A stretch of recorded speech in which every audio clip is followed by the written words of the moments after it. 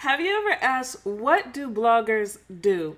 I know for the last 2 years, I've identified as being a blogger. And a lot of times when I'm out and people say, what do you do? And I say, well, I'm a blogger. Then they kind of turn their eyebrows up and they're kind of like, what does that mean? What do you do?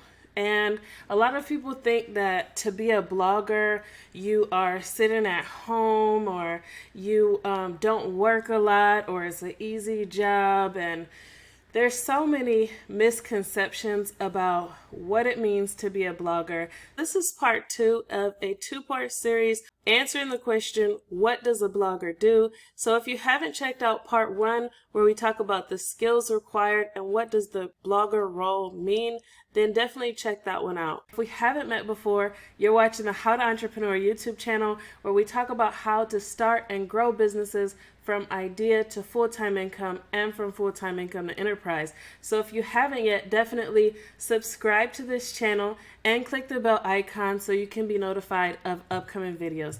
Now, let's talk about what it means to be a blogger. What does an average day look like for a blogger? And this is something that I really want to talk to you about because a lot of people have no idea what an average day looks like for a blogger. And I remember even when I wanted to get into blogging, I really didn't know, what should I be doing? What should my schedule look like? What does a successful blogger schedule look like? And these were questions that I personally had, and I want to talk to you about them in case you're considering a career field or in case you just want to know, what do these people do? Let's talk about that. So, like salaries, the way bloggers schedule their days are usually very different. Some people like to work in set time frames, and other people prefer to work in blocks of time. So some things are pretty standard. Bloggers have routines, morning routines, midday routines, and evening routines. They may manage family and personal life in different ways, but regardless of how they break up their work time, they tend to complete a set of tasks. Another thing I want to talk about is startup bloggers versus established bloggers. And I want to talk about this because like I said, I coach bloggers on a day-to-day basis. And when I work with startup bloggers, a lot of them will look at established bloggers, people who have been in the industry for 10 years, 5 years or more. And they're looking at these blogs and what they're doing, and they want to emulate what they're doing. And I've been in that position too, where I'm like, man, I would love to write about that topic or this topic, or, I would like to speak on this or that. But if you don't have an audience for it, then it doesn't work. And what'll happen is you can create a really catchy headline and speak very well on a certain topic, but because you don't have an audience for it, it ends up going out to crickets. So established bloggers typically have an audience. They have a social following. They have an email list. They have people who are waiting to hear their perspective on certain issues. So it makes things quite a bit different for them, and they can speak on topics that maybe a new blogger may not be able to. So let's talk about some other differences between a startup blogger versus an established business. So a startup blogger is going to have definitely a different schedule than an established business. Usually startup bloggers start out blogging as a side hustle. The routines usually aren't set yet, so you might be blogging inconsistently or getting content published as much as you can. As a startup blogger, you're usually learning how to blog, what works best, and you're building routines. And added to that, no one really knows about you. So you have to put a huge emphasis on building a reputation, or what they call brand awareness. And in the beginning, the schedule is usually more intense because you're figuring out what tasks make large impact versus which ones don't. You're honing your skills, you're getting educated, and you're trying to prioritize personal and business life at the same time. So some startup bloggers have families, they have jobs, and other things that divide their time, and it makes it even more complex to prioritize and to balance things. But once you get more established, your routines set in and sales start coming in more, you get more efficient, you know what is important versus what is not, and things become more predictable. And also, after you become an established blogger is when you usually build out a team. And so this changes the dynamic as well. As an established blogger, you have an audience that directs what you do, what you write about, and what products you make. So it's less guesswork, it's less researching based off of the market in general, and more research based off of what people have actually voiced to you. You might have some fluidity and more creative freedom than a job, but there's definitely going to be expectations that have to be met from your audience in order to stay as a growing and thriving brand. So when you're more established, you have a better understanding of the market and how to identify what's in demand. You might have a team that offsets some of the tasks you have to do. So instead of doing all of the work, you're divided between doing some work, managing some work, strategizing for business growth, doing outreach, and handling customers. And so this looks a little bit different than the startup entrepreneur, the startup blogger who is mostly focused on building up a lot of content so that the content can start to do some work for them. So this is quite a bit different, and it's also different because you may not be juggling different things like accounting or bookkeeping or legal, things like that. You might just pick up the phone and call an accountant or pick up the phone and call a lawyer, but for the most part, you can be more focused on your trade and what you specialize in. So most startup bloggers are looking at the lifestyles of established bloggers without considering that it took them time, effort, and lots of sacrifice to get there. If a startup blogger tries to write about what an established blogger does, like I said, it just doesn't work the same way. And people don't have the same demand to hear about their perspective on what they do in the morning, or their perspective on how they like to deal with their dog, or whatever the case is. People are not looking for all that information until you have a brand or you have a leadership position that they want to emulate. So how do bloggers manage personal and family life? I remember when I was starting out as a blogger, I really wanted to know, how is this done? I saw some bloggers who are like, I'm super mom and I have my kids at home and I blog, and I'm super dad and I have my kids at home and my wife at home and I blog and I'm making all this money. And so you have these people who have merged personal and business life, and you wonder, is it possible for me to merge personal and business life the way they have?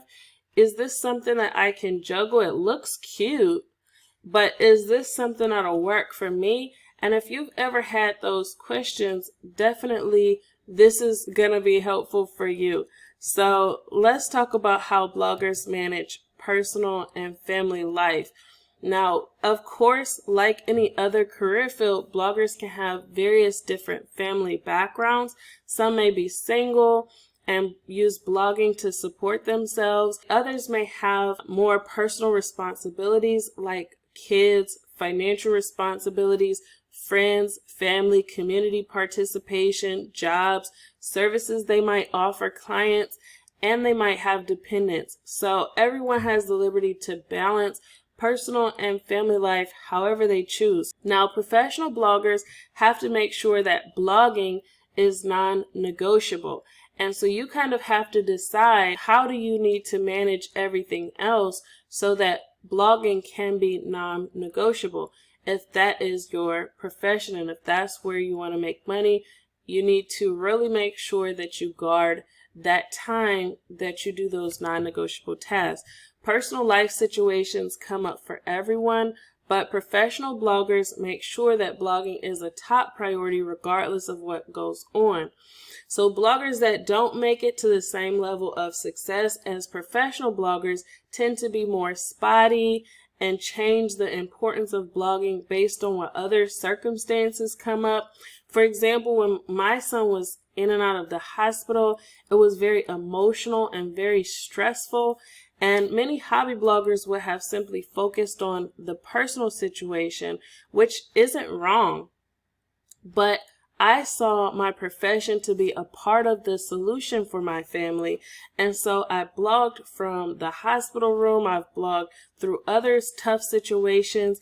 And it's been really non-negotiable because it feels very purposeful for me. Now, that is my situation. And you might be interested in knowing whether bloggers, do they do a 9-to-5 work day, or how does it go?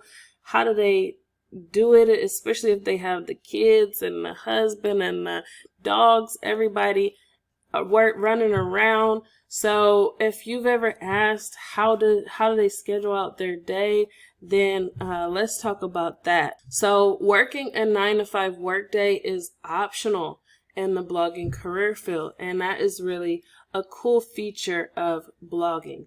There are jobs that would mandate work hours, so you can get a blogging job that would say, we want you to show up at this time, we want you to leave at this time. But for professional bloggers who are running their own small businesses, there's lots of flexibility. Productivity is the part that's non-negotiable, but you can create your own schedule. You can blog in the morning, at night, in the afternoon. It's really up to you. So once you've established a routine, you'll have a general idea of how many hours it will take you to accomplish all of your highest priority tasks, and this will vary from person to person. Some people will prefer to work in time blocks so they can have a more merged personal and family life. And that's how most people do that when they have their kids and their family and their mom and everybody who is in the same location. Usually they will break away for 20-minute, 30-minute, hour time blocks and chisel away at whatever work they need to do over the course of a day. But some people prefer to just have the time to just flesh out everything they need to do and compartmentalize things a little bit more. For me, I tend to work in time blocks when I don't have childcare, like on the weekends, on evenings, on holidays, or when things like now there's the COVID-19 lockdown. So in times like this, I know that time blocking is an option. And I can just break away for 20 minutes here, 20 minutes there whenever my kids are working independent or doing what they need to do. I know that time blocking is a way for me to still be productive. And so what I tend to do is just whenever I can find opportunities, whenever I am not doing something that's needed within my family, then I will find that time to break away. I also will wake up in the morning or at night whenever it's not like crowded and I can get some time to focus on my work. I will use that time to stop and to start getting some work done. I also want to talk about childcare versus no childcare as a blogger, because I remember this was something that I had to think about as I was getting started with blogging. I had to think about, do I want to emulate that example that a lot of other bloggers do, where they say that they want to be able to work from home so their kids can be right there with them? And I really like the way that looks. It's very cute to me, but it's definitely not my preferred style. And I want to share some more about that. So some people say that they can manage it all together. Typically they have the support of family, friends, and others if they're managing it all like that. Most often they're not in a new town with no family or friends support and trying to do other things like homeschooling or growing a business, managing a home, balancing other objectives. Usually they have a lot of support. And in fact, I haven't seen anyone manage a career, a very family-centered life, and a community-centered role at the same time without other support in any career field. So blogging is not that much different than every other one. You still have set non-negotiable tasks. You still can work a blogging business like a full-time job. So if you find that it's hard for you to work with a merged personal and business life in a different career, it may also be hard for you to do that in the blogging career. For me, it definitely was difficult. My background was in the military. When I would go to work, I would take my kids to childcare, go and do my work, pick them up when I get off, and have time with them in the evenings. So I was really used to a schedule like that. And when business and personal life wasn't as compartmentalized, it really just felt like I wasn't as productive. I do see people who homeschool and who have a more merged way of doing things. And like I said, usually they use the time blocking or chunking method. They might have involved parents or lots of church or community support. They might have a keen team approach to parenting between themselves and their partner, or they might have friends and family with significant roles, or maybe they have their kids in lots of recreation activities where they have Wi-Fi and they're able to blog from those type of activities. But usually they have some type of arrangement that gives them lots of support. Now, for me, I wouldn't recommend you trying to balance more than what you have to.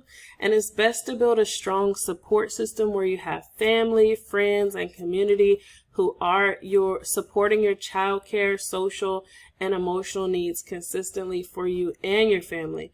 So that would be my approach. Like I said, I prefer it being more compartmentalized. In my opinion, I'm more productive, more focused, more reliable, and consistent when I have my life more compartmentalized, where my kids are getting attended to separately and I'm able to focus on my work. I feel like I have more control of how much I get done and when I get it done. And so as a result, my optimal workday is more like a 9 to 5 or 10 to 6 or some variation of that. And for my kids, they actually prefer to be with their friends instead of to sit there and watch mommy on the computer. So, so it just works for us. Blogging as a small business can definitely be more than a full-time job at times. I've had work weeks that are more like a part-time job and other work weeks that are much more than a full-time job. So it can definitely vary. If you have growth initiatives like product launches or affiliate promotions, or you simply want to hit a new income milestone, sometimes it's important to buckle down, to focus, and to put in that extra time and effort. So I like to take my kids to school or to recreation activities like sports, art activities, education extracurriculars, camps, and things like that, and get my work done while they're working on self-improvement as well. So I have tried homeschooling and I successfully did it for a few years, but over time I realized I actually prefer not having to juggle all of those initiatives at once. So it can be tough trying to make sure your kid is on the top of their game with their math, their science, their social studies, all of those things. And you're also trying to make sure that you are on the top of your game with your business, with your blog, with your sales, with your customers, and all of those things. It can be really a lot to manage. So I prefer to share that responsibility with other educators who excel in their area of expertise. Now that's my opinion on blogging and childcare. Now I want to talk about basically how the day of a blogger usually breaks down. So usually there are routines that bloggers have, and this is something that you'll get used to as you become more familiar with the tasks that you need to do. Usually a routine sets in. And so most bloggers, professional bloggers, will tell you that they have set things they normally do every day. And it's funny, but over time and experimentation, you decide on a routine that helps you to perform best. So my routines have changed quite a bit. from my transition in the military and then learning what it takes for me to perform optimally as a blogger. But either way, it's normal to expect to wake up early. Early is best, between 5 and 9 a.m. to take care of family, including pets, to make a to-do list or daily goals, to eat a good meal, to do whatever grooming routine you might have, showering, brushing your teeth, makeup, styling your hair, all of those things, and then to get to work. And if you have childcare, you might travel to take your kids to those activities and then return for work afterwards. So for me, I'm not a really, really early bird, but I tend to be a 7 to 9 a.m. riser. But that's because I like to stay up at night, and we'll talk more about that later. Now, in the midday, if you're a time blocking blogger, you might have several times where you stop and start throughout the day and you are chiseling away at your non-negotiable tasks. So you might be starting on a blog post and you start on it and you might get your first couple paragraphs done, and then you stop and you make breakfast for everybody, and then you go back and you get your second and third paragraph done, and then you take a break and you spend time with your kids or whatever. And that's usually how people time block. So you might get 20 minutes of work here and 2 hours of work there. But if you prefer the traditional workday type of blogging, like I do, then you might have a set schedule and tasks to do from early morning until midday. Then you stop and have lunch. Then you might return to work. So it's pretty common for professional bloggers to have theme days. For example, Monday, Wednesday, and Friday might be like writing days. Tuesday might be like an SEO day or social media promotion day. And Thursday might be a video day. So there's lots of different variations for theme days. If you're a course creator, you might have a day where you are working on updating your course, or you might have a day where you're focused on live streaming with your students or something like that. But hopefully you get the general idea of how you can have themed days that help to really give you a routine of what you do throughout the week. Now, another thing that I've seen that's common with bloggers is they have nighttime routines. So depending on the initiatives in your business, you might work morning, middays, and evenings, or you might prefer to work evenings instead of mornings, or however you decide to work it out. But when I'm time blocking, it's common for me to find blocks where I can, and sometimes evenings is what works best. So I might work for a few hours after laying my kids down to bed if I have things that I need to get done. When I'm not time blocking and I'm working on a set schedule, it's less likely that I'll need as many blocks at night, but I definitely can fall into the workaholic category, so I still work nights probably more than once per week. In terms of my schedule, it's changed a lot depending on how my business is growing, and once I'm more content with my income and my impact, then I would bet that my schedule will change even more. But right now I am super hungry for growth, so I definitely work as much as I can. So when I work nights, it's common that I'm doing things like informal outreach or planning and strategizing, making the next day's to-do list or schedule, doing research, listening to relevant sources for upcoming content, reviewing my editorial calendar, doing training, optimizing content, designing graphics, editing content, responding to customers, comments or emails. And when I'm feeling like Superwoman, then I might stay up and create new pieces of content. For me, my bedtime can range between 8 p.m., which is very rare, and go as late as 4 a.m., which is also rare. But by 4 a.m., I'm usually falling over, so that's not usually, I don't usually wait until that point. Now, in addition to the core tasks like writing content, researching content, and promoting content, bloggers also do other things like production, sales and marketing, accounting and finance, customer service, human resources, leadership, and management tasks. And here's a brief overview of what those tasks may look like. So in terms of production, that's where you are creating content, creating graphics, doing market research, analyzing competition, finding new opportunities, responding to comments, answering to potential customers, completing applications for sponsors, affiliate partners, special promotions, and the gamut. And you could also be planning content. Now, there's definitely more tasks that could fit into production, but that's a general idea of what bloggers might be doing in that category. Now, in terms of sales and marketing, it's common for bloggers to be doing email marketing and writing emails, making landing pages, testing sales funnels, A/B testing, setting up ads, optimizing the SEO on pages and posts, promoting their content offline or in places like social media, forums, or bookmarking sites, setting up outreach campaigns and interviews, talking to potential customers, responding to customer objections. And then bloggers also do accounting and finance. When they're doing accounting and finance, then they might be projecting their income, tracking their actual income, analyzing their profit margins, tracking their customer acquisition costs, budgeting and deciding how money is spent, setting income goals, paying taxes, reporting tax info to agencies, or sending out invoices.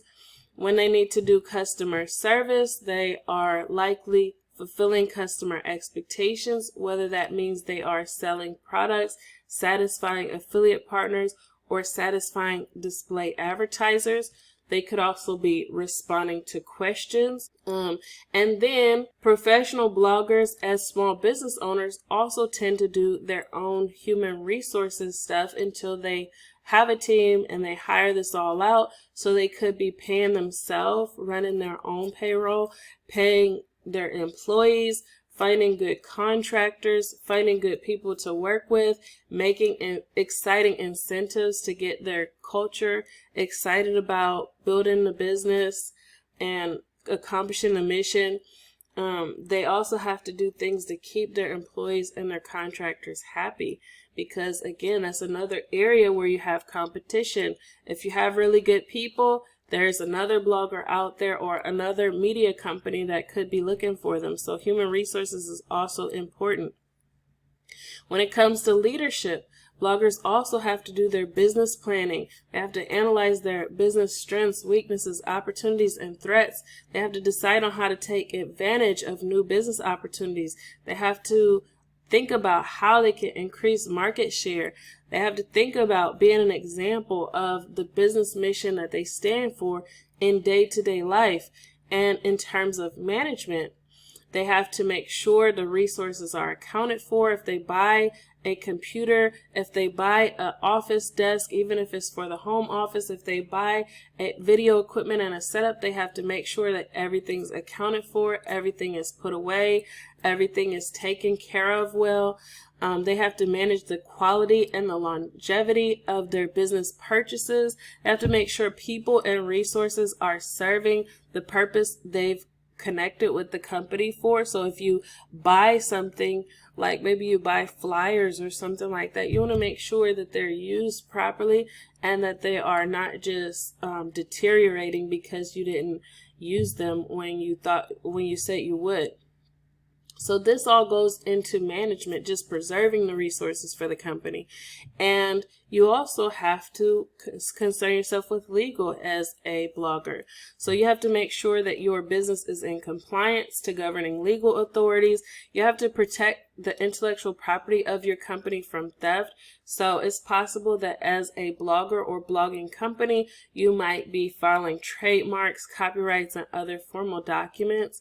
You might also have to file cease and desist orders because people do steal content. And you also may have to make and fill out contracts for services that are rendered. You may have to also dodge legal liability issues like libel, slander, or other potential lawsuits, because as a media company with your with an audience, sometimes People may take things the wrong way. Sometimes product and service companies may feel threatened, so you can have some legal liability. So that was a lot of information. Again, if you haven't checked out part 1 of the series where we talk about the role of a blogger, what skills are required, what the pay is like, and all of those things, definitely stop by and check out that video. You should know by now what it means to be a blogger, and that was basically what this video is all about. By now you know what a blogger's schedule looks like, what different tasks might need to be done throughout the day, what different hats they have to juggle, what's the difference between a professional blogger and a blogger who is working a job. There was a lot that we discussed in this video. Now, I know you may still have some questions about the things that I mentioned in this video, and if you do, definitely leave them in the comment section below, and I'd be happy to answer them. Now, if you are considering blogging as a career field, I would love to help you out. Definitely stop by How to Entrepreneur and check out the free WordPress website and 10 modules of training, the online entrepreneur certification. You would definitely get a great start in your blogging career field from that. And with that, you also get 7 days of free coaching. So that is a great offer, and you don't have to enter any billing information to take advantage of that. So definitely stop by How to Entrepreneur. I'll leave a link in the description box below where you can get more information about that. Now, I'm hoping that this video was really helpful for you. If it was, please leave a thumbs up. And if you'd like to see more videos like this, where I do product and service reviews as well as growth strategies to help you grow a business from idea to full-time income and from full-time income to enterprise, then definitely subscribe to this channel and click the bell icon so you can be notified of upcoming videos. Now, that's all I have for this video, and I really hope to see you in the next one. Have a great day. Bye.